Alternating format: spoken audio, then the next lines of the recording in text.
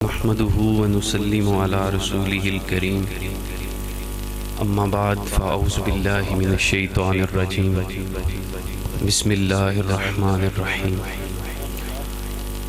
بندہ پروردگارم امت احمد نبی دوست دار چار یارم تابع اولاد علی مذہب حنفی دارم ملت حضرت خلیل خاک پائے غوث اعظم زیر سایہ ہر ولی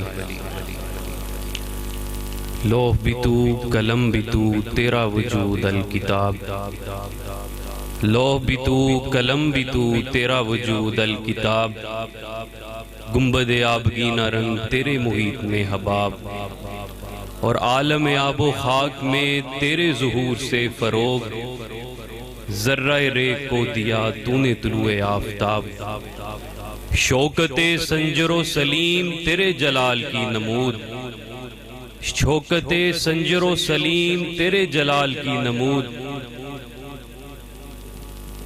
فقر جنید و با یزید تیرا جمال بے نقاب اور شوق تیرا اگر نہ ہو میری نماز کا امام شوق تیرا اگر نہ ہو میری نماز کا امام میرا قیام بھی حجاب میرا سجود بھی حجاب اور تیری نگاہ ناز سے دونوں مراد پا گئے تیری نگاہ ناز سے دونوں مراد پا گئے عقل غیاب و جستجو عشق حضور و اضطراب اور تازہ میرے ضمیر میں مارکائے کہن ہوا تازہ میرے ضمیر میں مارکائے کہن ہوا عقل تمام بولہب عشق تمام مصطفیٰ وما ارسلناک الا رحمت للعالمین اللہ رب العزت جب کسی پر کرم فرماتا ہے جب ایک بندے کو اپنے قریب فرماتا ہے جب وہ فیصلہ فرما دیتا ہے کہ اس کو انبیاء صدیقین شہداء اور صالحین میں شامل کیا جائے گا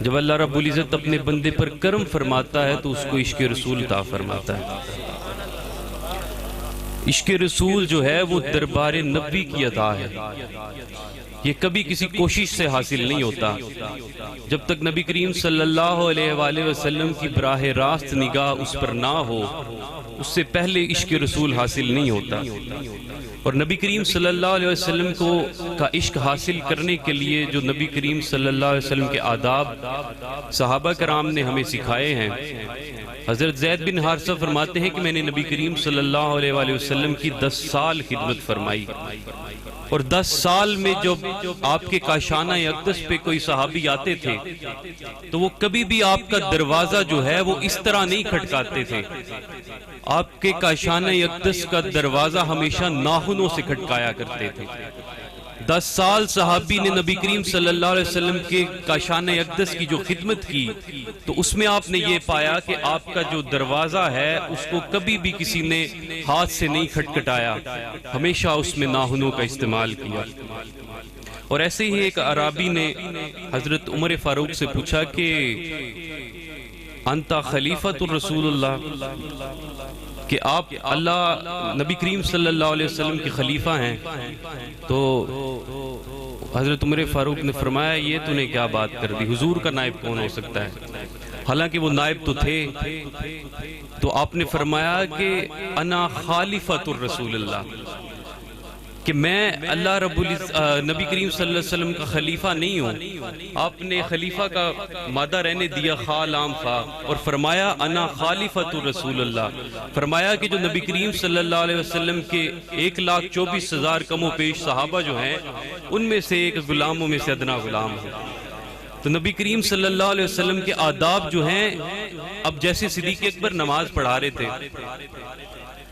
تو نبی کریم صلی اللہ علیہ وسلم مسجد میں داخل ہوتے ہیں تو صحابہ ہاتھ کے اوپر ہاتھ اس طرح مارتے ہیں یا اس طرح مارتے ہیں تو یہ تمام کام نماز کے دوران ہو رہا ہے نبی کریم صلی اللہ علیہ وسلم مسجد میں داخل ہوتے ہیں تو صحابہ بیچ میں سے رستہ بنا لیتے ہیں تو اب انسان یہ کہتا ہے کہ نماز تو اللہ رب العزت کی ہو رہی ہے تو بیچ میں سے رستہ بنانے کا کیا مقصد تھا تو اس پر اقبال بولا کہ شوق تیرا اگر نہ ہو میری نماز کا امام شوق تیرا اگر نہ ہو میری نماز کا امام میرا قیام بھی حجاب میرا سجود بھی حجاب تو ایسے نبی کریم صلی اللہ علیہ وسلم پہلی صف میں تشریف لے گئے. تو حضرت صدیق اکبر نے اپنے آنکھوں کے کونے سے پیچھے دیکھا کہ نبی کریم صلی اللہ علیہ وسلم تشریف لا چکے ہیں. تو آپ نے نماز کے دوران ہی پیچھے آ گئے. تو پھر یہاں پر سوال ہوتا ہے کہ نماز تے اللہ دی ہونڈی پیچھے کیوں آ گئے؟ تو پھر اقبال کہتا ہے کہ شوق تیرا اگر نہ ہو میری نماز کا امام، میرا قیام بھی حجاب، میرا سجود بھی حجاب. تو اسی طرح نبی کریم صلی اللہ علیہ وسلم امامت پر کھڑے ہو گئے، اور نماز کے بعد جب حضرت صدیق اکبر کی طرف آپ نے اشارہ کرتے ہوئے فرمایا کہ میں نے آپ کو جب کہا تھا کہ آپ نماز پڑھائیں، تو آگے سے صدیق اکبر نے یہ کیا کہا؟ انہوں نے کہا کہ ابو قحافہ کے بیٹے کی یہ جرت نہیں ہے کہ نبی کریم صلی اللہ علیہ وسلم کے آگے کھڑا ہو کر نماز پڑھائے. تو یہ تمام شانیں اللہ رب العزت نے نبی کریم صلی اللہ علیہ وسلم کو عطا فرمائیں. تو یہ تمام آداب ہیں جو رسول اللہ صلی اللہ علیہ وسلم کے. ایسے مسجد نبی شریف میں بیٹھ کر دو یمامہ کے لوگ باتیں کر رہے تھے. آپ صلی اللہ علیہ وسلم کی ظاہری دنیا سے تشریف لے جانے کے بعد کی بات بتا رہا ہوں. دو عرابی بیٹھ کے مسجد نبی میں باتیں کر رہے تھے. حضرت عمر فاروق پاس سے گزرے. آپ نے دیکھا کہ وہ عرابی اندر بیٹھ کر باتیں کر رہے ہیں. آپ نے کنکر اٹھایا اور اندر ایک بیٹھے صحابی کو مارا. وہ باہر تشریف لائے. آپ نے فرمایا کہ ان دونوں کو باہر لے کر آئیں. جب وہ باہر آتے ہیں تو حضرت عمر فاروق نے فرمایا کہاں کے رہنے والے ہو؟ انہوں نے فرمایا ہم یمامہ کے رہنے والے ہیں. تو آپ نے فرمایا کہ اگر تم مسافر نہ ہوتے میں تمہیں کوڑے مارتا. یہ تمام آداب اللہ رب العزت نے صحابی کے دل میں نہیں ڈالے، نہ کسی کتاب میں لکھے ہوئے.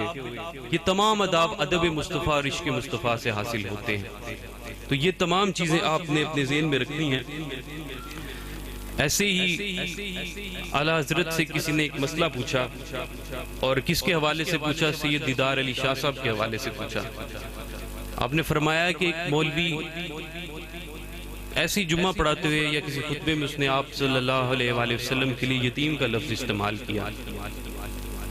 تو آپ جلال میں آگے آپ نے فرمایا کہ اس مولوی کو یہ شانیں نظر نہیں آئیں کہ حضور اقدس قاسم النعم مالک الارض رکاب امم موتی منم قسم قیم ولی والی علی علی کاشف القرب رافع رتب معین کافی حفیظ وافی شفیع شافی اف آفی غفور جمیل عزیز جلیل خلیفہ مطلق مالک الناس دیان العرب رفیع المثل ممتن الامثال صلی اللہ علیہ وآلہ وسلم.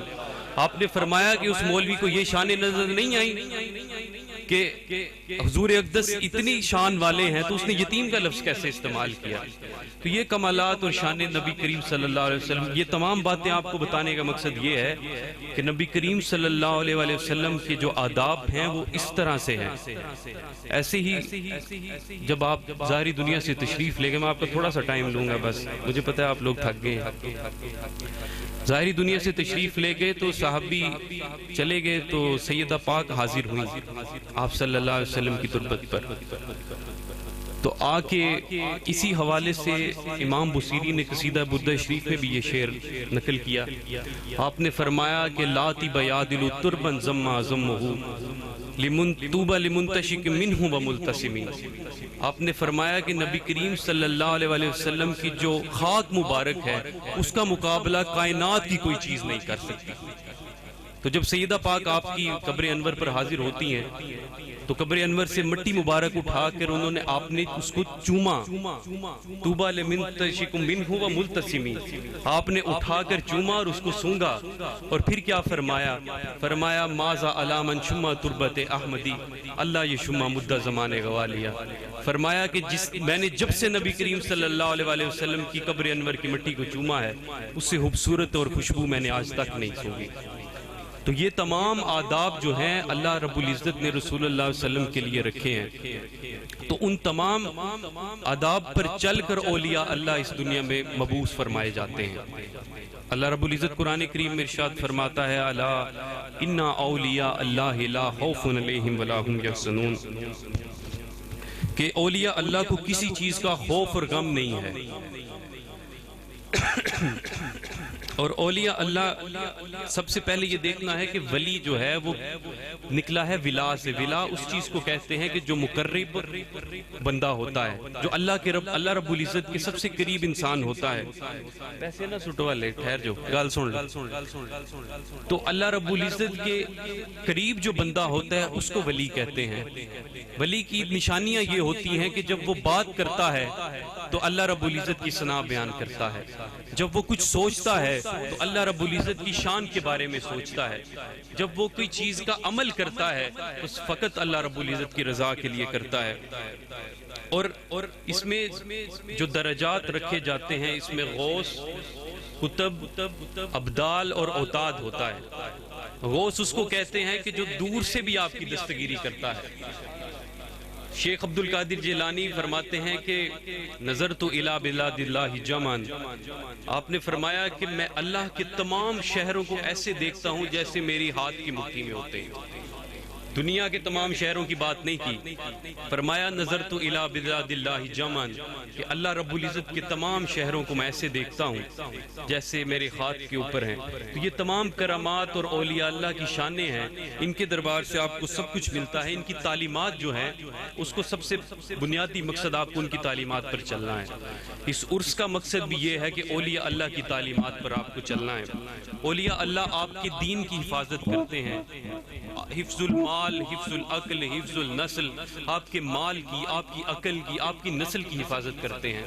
ان کی تعلیمات کیا ہوتی ہیں کہ آپ کے بچوں کی تربیت کر کے اس پر نسل بنائی جاتی ہے. آپ کے بچوں کو تعلیم و تربیت دے کر اس سے بھی آپ کی نسل بنائی جاتی ہے. تو یہ تمام اولیاء اللہ کے جو تعلیمات ہیں ان پر چلنا ہمارا مقصد ہوتا ہے. تو آپ سب کو اولیاء اللہ کا سب سے بنیادی مقصد یہی ہے کہ ہم نے 5 وقت کی نماز پڑھنی ہے. اور نماز پڑھتے ہوئے یہ خیال رکھنا ہے کہ نماز کو ہمیشہ آپ نے قائم کرنا ہے. وَاقِمُوا الصَّلَاةَ وَآتُوا الزَّكَاةَ, اللہ رب العزت نے قرآن کریم میں ارشاد فرمایا. اور نماز کو قائم ایسے رکھنا ہے کہ آپ کا کردار جو مسجد میں ہوتا ہے وہی باہر ہونا چاہیے. چند مثالیں پیش کر کے میں اجازت چاہوں گا. اور آپ کا کردار کیا ہونا چاہیے کہ مسجد میں آپ جس طرح ایک صف میں کھڑے ہوتے ہیں, اس میں امیر, غریب, ان پڑھ, جاہل سارے ایک صف میں کھڑے ہوتے ہیں. تو آپ مسجد میں داخل ہو کر سب کو سلام کرتے ہیں. اس میں سب سے پہلے آپ یہ نہیں دیکھتے کہ وہ مجھ سے بڑا ہے یا چھوٹا ہے. تو کردار آپ کا جو معنی خیز ہوتا ہے, جو معنی رکھتا ہے, وہ یہی ہے کہ مسجد میں ایک صف میں آپ نے کھڑے ہونا ہے. تو اس میں آپ نے سب کو سلام کرنا ہے. مسجد میں آپ سب کی سلامتی چاہتے ہیں. اسی طرح جب آپ مسجد سے باہر آتے ہیں تو نماز آپ پر قائم رہنی چاہیے. آپ باہر آ کر بھی اگر کسی شخص کے پاس گزریں تو سب سے پہلے سلام کریں. آپ باہر آ کر بھی کسی شخص کو اپنے سے حقیر نہ سمجھیں. تو یہ تمام تعلیمات اولیاء اللہ کی ہیں. اللہ رب العزت ہمیں ان کے رستے پر چل کے ہمیں بھی ان کے فیض کو ہمارے اندر بھی جاری و ساری فرمائے, اور ہماری نسلوں تک اس کا ثمر عطا فرمائے.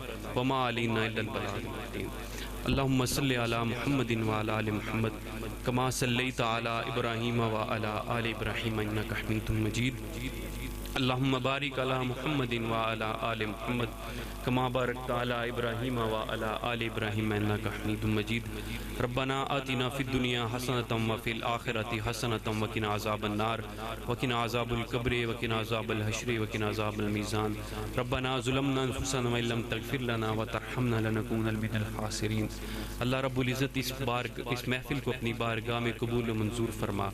کہ اللہ ان تمام مریدین متوسلین جنہوں نے اس کا انتظام کیا ہے, بالخصوص ملک امجد اوان, ان کی فیملی, ان کے خاندان میں بھی برکتیں عطا فرما. ان کے صدقے ہم سب پر رحم فرما. اس عرس مبارک کے صدقے یا اللہ ہم سب پر کرم فرما. صلی اللہ تعالی علی رسول محمد وعلی آلہ برحمتک.